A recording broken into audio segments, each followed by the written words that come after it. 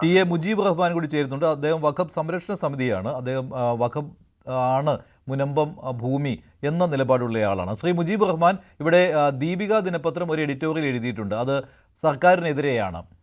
അത് ഇസ്ലാമോഫോബിയ പരക്കാൻ കാരണമാകുന്നത് സർക്കാർ ഇത്തരത്തിലുള്ള നിലപാട് കാരണമാണ്. വഖഫ് വിജ്ഞാപനങ്ങളെ തൊട്ടുകളിക്കാൻ സർക്കാരിന് ഭയമാണെന്നാണ്. എന്താണ് താങ്കളുടെ പ്രതികരണം? ഇതുതന്നെയാണല്ലോ ഇപ്പോൾ കാണുന്നതും. ഉമീദ് പോർട്ടലിൽ രജിസ്റ്റർ ചെയ്തിരിക്കുന്നു. ഈ കാരണം പറഞ്ഞ് ആ 10 മിനിറ്റ് സംഭവം 10 മിനിറ്റ് കൊണ്ട് പരിഹരിക്കാം എന്ന് പറഞ്ഞതിൽ നിന്ന് പിന്മാറുന്നു. മുനമ്പത്തെ വഖഫ് ഭൂമിയുമായി ബന്ധപ്പെട്ട് ഏതെങ്കിലും ഒരു ദിനപത്രത്തിന്റെ എഡിറ്റോറിയലോ അതല്ലെങ്കിൽ ഏതെങ്കിലും ഒരു ചാനലിൽ ചർച്ചയിൽ പങ്കെടുക്കുന്ന ഏതെങ്കിലും ക്ഷണിതാക്കളുടെ അഭിപ്രായങ്ങളോ അതല്ലെങ്കിൽ ചാനലിന്റെ ആ ചർച്ചയ്ക്ക് നേതൃത്വം കൊടുക്കുന്ന ആങ്കറിന്റെ അഭിപ്രായമോ ഒന്നുമല്ല ഇവിടെ മുഖവിലേക്ക് എടുക്കേണ്ടത്. മുനമ്പം വിഷയം 1950 മുതൽ പിന്നീട് 1964 മുതൽ പറവൂർ കോടതി മുതൽ കേരള ഹൈക്കോടതി മുതൽ ഇന്നിപ്പോ സുപ്രീം കോടതി വരെ എത്തിപ്പെട്ട് നിൽക്കുന്ന ഒരു വിഷയമാണ്. ഇവിടെ കോടതികളുണ്ട്, ഗവൺമെന്റുകളുണ്ട്. ഇതുമായി ബന്ധപ്പെട്ടുകൊണ്ട് വഖഫിന്റെ കൈകാര്യകർത്താക്കളായിട്ടുള്ള വഖഫ് ബോർഡ് ഉണ്ട്.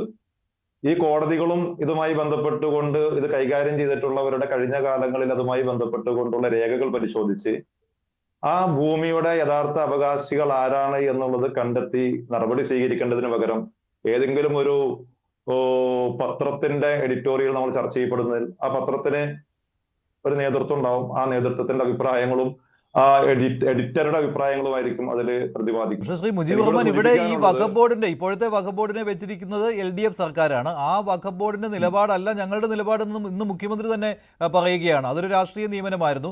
അവരാണ് ഇങ്ങനെ ഒരു തീരുമാനമെടുത്ത് വഖഫ് ഭൂമിയാണെന്ന തീരുമാനമെടുത്ത് ഉമീദ് പോർട്ടലിൽ രജിസ്റ്റർ ചെയ്തിരിക്കുന്നത്. അത് ഞങ്ങളുടെ നിലപാടല്ല എന്ന് ഇപ്പോഴത്തെ മുഖ്യമന്ത്രി പറയുന്നുമുണ്ട്. ശ്രീ മുജീബ് റഹ്മാൻ, ആ നിലപാടിനെ താങ്കൾ അംഗീകരിക്കുന്നുണ്ടോ ഇല്ലയോ? ഏതെങ്കിലും ഒരു പത്രത്തിന്റെയോ ഏതെങ്കിലും മറ്റു മാധ്യമങ്ങളുടെയോ നിലപാടല്ല. കഴിഞ്ഞ ദിവസം ബഹുമാനപ്പെട്ട മുഖ്യമന്ത്രി അദ്ദേഹം ചുമതലയേറ്റതിന് ശേഷം മുൻ മുഖ്യമന്ത്രിയും ഇപ്പോഴത്തെ പ്രതിപക്ഷ നേതാവുമായ CPM-ന്റെ കേന്ദ്ര കമ്മിറ്റി അംഗമായിട്ടുള്ള സഖാവ് പിണറായി വിജയനെ അദ്ദേഹത്തിന്റെ വസതിയിൽ സന്ദർശിക്കുകയുണ്ടായി. അന്ന് പത്രക്കാരെ അദ്ദേഹത്തോട് ചോദിച്ചു, പഴയ ഗവൺമെന്റ് തുടങ്ങി വെച്ചിട്ടുള്ള പദ്ധതികളും പരിപാടികളും ഈ ഗവൺമെന്റ് തുടരുമോ, അതല്ലെങ്കിൽ ആ പദ്ധതികളൊക്കെ പാതി വഴിയിൽ അവസാനിപ്പിക്കുമോ എന്ന് ചോദിച്ചപ്പോൾ അദ്ദേഹം പറഞ്ഞൊരു മറുപടിയുണ്ട്.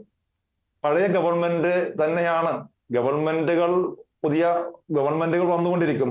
ആ പഴയ ഗവൺമെന്റിന്റെ നടപടികൾ പിന്തുടരുക എന്നുള്ളതാണ്, അവർ തുടങ്ങി വെച്ചിട്ടുള്ള പദ്ധതികളും അതനുസരിച്ച് കൊണ്ടുള്ള ഗവൺമെന്റിന്റെ നടപടികളും പിന്തുടരുക എന്നുള്ളതാണ് ഒരു ഗവൺമെന്റ് എന്നുള്ള നിലയിൽ ബാധ്യത.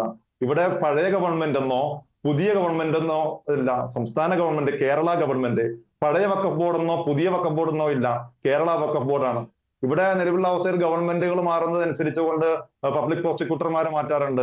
ആ പബ്ലിക് പ്രോസിക്യൂട്ടർമാരുടെ അഭിപ്രായത്തിന് ഹൈക്കോടതി കഴിഞ്ഞ ഗവൺമെന്റിന്റെ കാലത്ത് പറഞ്ഞ ഒരു വിധിയാണ് എന്ന് പറഞ്ഞ് നമ്മൾ ആരെയും തള്ളിക്കളയാറില്ല. അപ്പൊ അതുകൊണ്ട് തന്നെ പബ്ലിക് പ്രോസിക്യൂട്ടർമാരും അതേപോലെ തന്നെ വഖഫ് ബോർഡിന്റെ അധികാരികളും മുഖ്യമന്ത്രിയൊക്കെ മാറുമ്പോഴും ഇവിടെ നിലവിൽ ഗവൺമെന്റുകൾ എടുക്കപ്പെട്ടിട്ടുള്ള തീരുമാനങ്ങളുണ്ട്. ആ ഗവൺമെന്റുകൾ എടുക്കപ്പെടുന്ന തീരുമാനങ്ങൾ നമുക്കറിയാം ബഹുമാനപ്പെട്ട കോടതികളുടെ തീരുമാനങ്ങൾക്കനുസരിച്ചിട്ടാണ്. ഇവിടെ ഈ കേസ് പ്രിയപ്പെട്ട ഈ ചർച്ചയിൽ പങ്കെടുക്കുന്ന ഉത്തരവാദിത്തപ്പെട്ടവരോട് എനിക്ക് സൂചിപ്പിക്കാനുള്ളത്, മുനമ്പത്തെ 404 ഏക്കർ ഭൂമിയുമായി ബന്ധപ്പെട്ടുകൊണ്ടുള്ള വിഷയം ഇന്നിപ്പോ കോടതിയുടെ പരിഗണനയിലാണ്.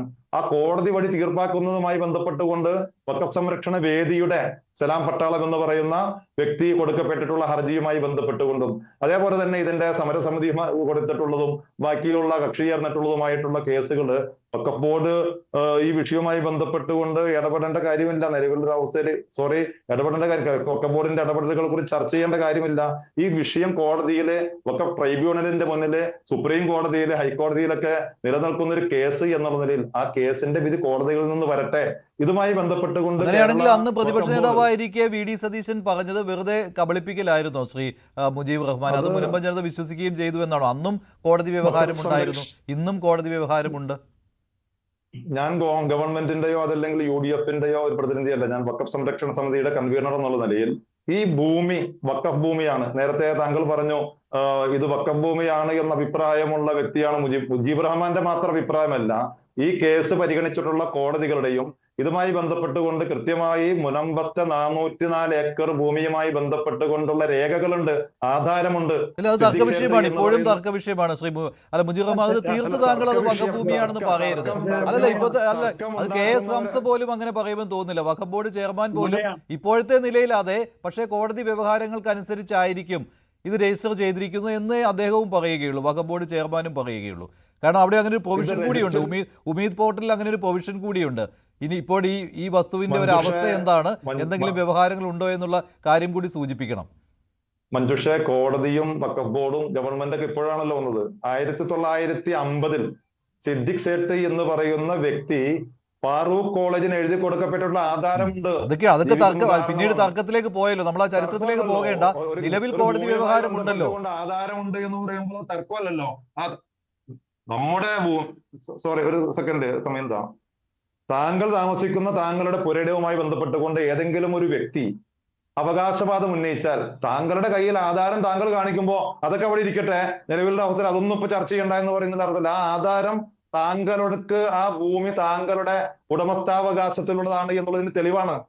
അത് ഏതെങ്കിലും ഒരു വ്യക്തിയോ ഏതെങ്കിലും ഒരു വ്യക്തി എഴുതി കൊടുക്കപ്പെട്ടിട്ടുള്ള, അത് രജിസ്റ്റർ ചെയ്യപ്പെട്ടിട്ടുള്ള ഇവിടുത്തെ വ്യവസ്ഥാപിതമായ സംവിധാനത്തിലുള്ള രേഖയാണ്. ആ വിഷയവുമായി ബന്ധപ്പെട്ടുകൊണ്ട് കോടതികളുടെ ഭാഗത്തു നിന്ന് കൃത്യമായിട്ടുള്ള നടപടികൾ ഉണ്ടായിട്ടുള്ളത് വഖഫ് ഭൂമി സബ് കോടതി അതിനുശേഷം കോടതികളിൽ ഈ വിഷയം ചർച്ച ചെയ്യപ്പെടുന്നത്. അതിപ്പോ കോടതിയുടെ പരിഗണനയിലാണല്ലോ, സുപ്രീം കോടതി വരെ പോയിരിക്കുകയാണല്ലോ. അപ്പോൾ ഉറപ്പിച്ചുകൊണ്ട് ഇത് വഖഫ് ഭൂമിയാണ് എന്ന് താങ്കൾ പറയരുത്. അങ്ങനെ ഒരു നിലപാട് വഖഫ് ബോർഡിന് പോലുമില്ല. വഖഫ് ബോർഡ് അത് വഖഫ് ഭൂമിയാണെന്ന് വഖഫ് ഭൂമിയാണെന്ന് രജിസ്റ്റർ ചെയ്തു. പക്ഷെ അവിടെയും നിലവിലെ കോടതി വ്യവഹാരം അനുസരിച്ചായിരിക്കുമെന്നാണ് ഉമീദ് പോർട്ടലിൽ കൊടുത്തിരിക്കുന്നത്. ശരി, ഫാദർ ജോഷി മയ്യാറ്റിൽ, ഈ ഉമീദ് പോർട്ടലിൽ ഇങ്ങനെ രജിസ്റ്റർ ചെയ്തു എന്നുള്ളത് ഒരു പിടിവള്ളിയായിട്ട് സംസ്ഥാന സർക്കാർ സ്വീകരിച്ചിരിക്കുകയാണോ? അതാണോ മുഖ്യമന്ത്രിയുടെ വാക്കുകൾ സൂചിപ്പിക്കുന്നത്? അദ്ദേഹത്തെ നിങ്ങൾ അവിശ്വസിക്കുകയാണോ ഇപ്പോൾ? അതിലെന്താ സംശയം? ഉമീദ് പോർട്ടലില്, ഞാൻ അതല്ലേ തുടക്കത്തിൽ ചോദിച്ചേ, ഉമീദ് പോർട്ടലിൽ ഈ ഡീറ്റെയിൽസ് കൊടുത്തു എന്നുള്ളത് കൊണ്ട് ഇദ്ദേഹത്തിന്റെ 10 മിനിറ്റ് സൊല്യൂഷൻ എങ്ങനെയാണ് ആവിയായി പോയത്? ഇത് പറയുന്നില്ലല്ലോ, എങ്ങനെയാണ് ആവിയായി പോയത്? ഇവിടെ ശ്രീകുമാർ പറയുന്നുണ്ടായിരുന്നു, ഞാൻ ആ ചർച്ച മുഴുവൻ അദ്ദേഹത്തിന്റെ ആ പത്രസമ്മേളനം മുഴുവൻ കേട്ടതാണ്, നമ്മളെല്ലാവരും കേട്ടതാണ്, അങ്ങനെ കേൾക്കാത്തവരാരും ഇവിടെ വന്നിരിക്കില്ല. അദ്ദേഹം എന്താ പറഞ്ഞത്? ഒരു 8ന്റെ പണി തന്നിട്ടാണ് പോയത്. എന്താ 8ന്റെ പണി? 8ന്റെ പണി തന്നിട്ടാ പോയെ. അതായത് ഈ സംഗതി പോർട്ടലിലേക്ക് അങ്ങോട്ട് വെച്ചു. പോർട്ടലിലേക്ക് വെച്ചതോടുകൂടി എന്റെ 10 മിനിറ്റ് പരിഹാരമൊക്കെ പോയി. എന്റെ ചോദ്യം, ഞാൻ നേരത്തെ തന്നെ ചോദിച്ച ചോദ്യം ഇതാണല്ലോ. രജിസ്ട്രേഷൻ എന്ന് പറയുന്ന ഒരു സംഭവം 2019 ഓൾറെഡി നടന്നു കഴിഞ്ഞിരുന്നു. ആ നടത്തിയതാരായിരുന്നു? അന്ന് വഖഫ് ബോർഡിന്റെ ചെയർമാൻ ആരായിരുന്നു?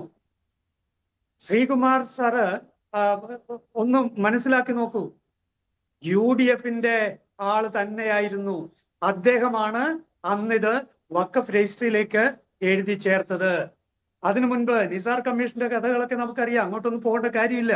അതിനുശേഷം ഇനി മുഖ്യമന്ത്രി ഇന്ന് പത്രസമ്മേളനത്തിൽ, ഇതിന് 2 ദിവസം മുമ്പ് പത്രസമ്മേളനത്തിൽ ഒരു കാര്യം കൂടി പറയുന്നുണ്ടായിരുന്നു. അതായത് LDF സർക്കാരാണ് ഇതിനെ വഖഫായിട്ട് പ്രഖ്യാപിച്ചത്, എന്നാൽ ഞങ്ങൾക്ക് അത് വഖഫാണെന്നുള്ള അഭിപ്രായം ഉണ്ടായിരുന്നില്ല, അതുകൊണ്ട് ഞങ്ങൾ അത് രജിസ്ട്രിയിലേക്ക് എഴുതി ചേർക്കുന്ന ഒരു സമയം ഞങ്ങൾ എടുത്തില്ല, ഞങ്ങളുടെ സർക്കാരിന്റെ സമയത്ത് അത് ചെയ്തില്ല എന്ന്.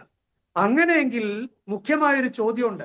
നിങ്ങൾക്കറിയാമായിരുന്നു ഇത് വഖഫാണെന്നുള്ള ആ നിസാർ കമ്മീഷന് കിട്ടിയ സംഗതി തെറ്റായ ഒരു വസ്തുതയാണെന്ന് നിങ്ങൾക്കറിയാമായിരുന്നെങ്കിൽ എന്തുകൊണ്ട് നിങ്ങൾ സർക്കാരിൽ വന്നപ്പോൾ എന്തുകൊണ്ട് അത് തിരുത്താൻ നിങ്ങൾ തയ്യാറായില്ല? ഇനി 2022 നിങ്ങൾ തന്നെയാണല്ലോ, മുസ്ലിം ലീഗിന്റെ MLA ആണല്ലോ നിയമസഭയിൽ എഴുന്നേറ്റ് നിന്നിട്ട് മുനമ്പത്തെ കയ്യേറ്റക്കാരെന്ന് മുനമ്പം ജനതയെ വിളിച്ചത് നിങ്ങളല്ലേ? മുനമ്പത്തെ കയ്യേറ്റക്കാരെന്ന് മുനമ്പം ജനതയെ വിളിച്ചത് UDFിലെ ഘടകകക്ഷിയുടെ MLA അല്ലേ? അപ്പൊ പിന്നെ എങ്ങനെയാ നിങ്ങൾക്ക് കൈ കഴുകാൻ കഴിയുക? ഇത് വഖഫല്ല എന്ന് നിങ്ങൾക്ക് നല്ല ഉറപ്പുണ്ട്. നല്ല കാര്യം, വഖഫല്ല എന്ന് ഉറപ്പുള്ള കാര്യം. എന്നിട്ട് എന്തുകൊണ്ട് ആ ജനത ഇത്രയും നാളായിട്ട് അടിമത്തത്തിൽ കിടക്കുന്നു? 4-5 വർഷമായി. 4-5 വർഷമായി റവന്യൂ അവകാശങ്ങൾ നിഷേധിക്കപ്പെട്ട് മുനമ്പം ജനത അവിടെ കിടക്കുന്നത്. എന്തു അല്ല കഷ്ടപ്പാടാണ് ഫാദർ, ഒരു കാര്യം ശ്രീകുമാർ സാർ പറഞ്ഞത് കുറച്ച് സമയം കൂടി നൽകണം എന്നാണ്. ഇത് 10 മിനിറ്റ് എന്നതിൽ നമ്മൾ പിടിച്ചു തൂക്കേണ്ട, കുറച്ച് സമയം കൂടി നൽകണം. സർക്കാർ അധികാരത്തിലെത്തിയതല്ലേ ഉള്ളൂ, ഒന്ന് ചാരിയിരിക്കാൻ പോലും സമയം കിട്ടിയിട്ടില്ല എന്നാണ്. It's okay.